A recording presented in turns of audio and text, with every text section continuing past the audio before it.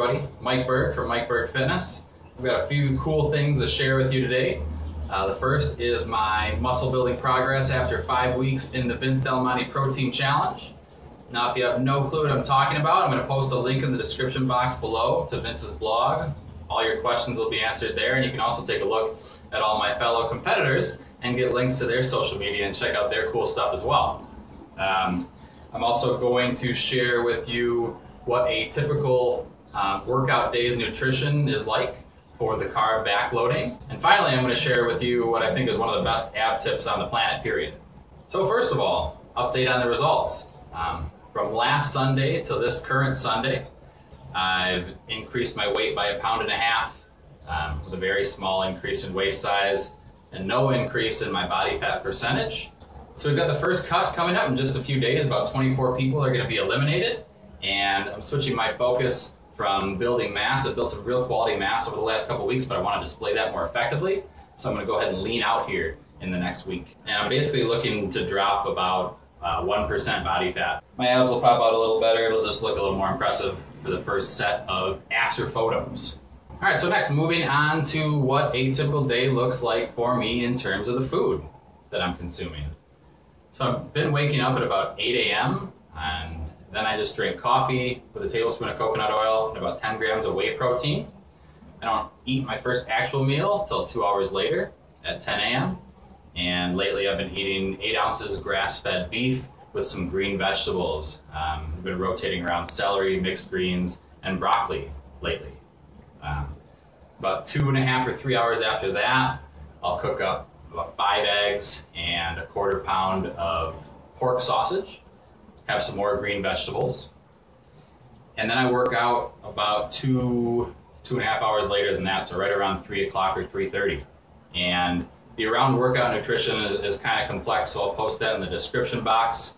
And so anyway, I finished the workout, let's say around 4:30. I've actually been delaying my post-workout shake for about 30 to 45 minutes. So then around 6 o'clock, the fun really starts, where I get to just splurge all night, pretty much eat whatever I want in terms of high glycemic carbs. I'll post some pictures, but you can see I've been eating pizza, cookies, frozen yogurt, white rice, milk, you know, all the things that we've been told to never eat that'll make you fat and disgusting.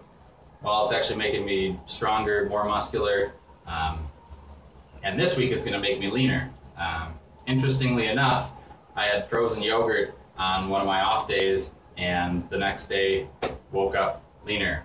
As much as we think we understand things, we really don't. And so it's not until you experience that firsthand that you can really get a handle on it. So it's really frustrating that you have so many people online, you know, giving the pros and cons of certain diets or methods that have never even tried them, nor do they know anybody that have tried them. You know, it's all just guesswork in their head. So we're not going to involve ourselves with guesswork. We're here in the trenches, figuring out what works. We can share it with you guys, and you guys can get awesome results too, eating pizza and ice cream. So in terms of quantity of carbs, what I've been finding that works really well for me for the off day is about 250 grams of usable carbs, so that doesn't include the fiber in those foods.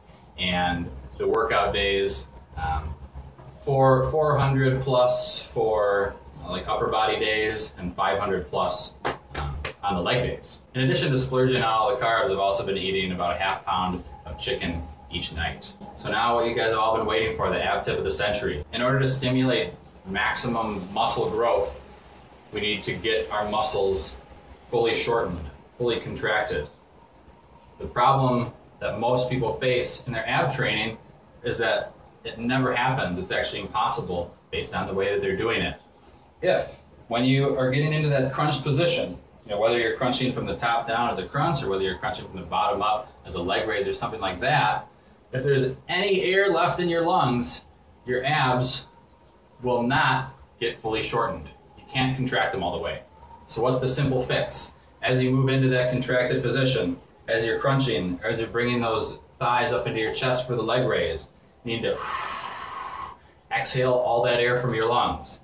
Now, I might get into that crunch position and still have some air in my lungs, so what do I do then?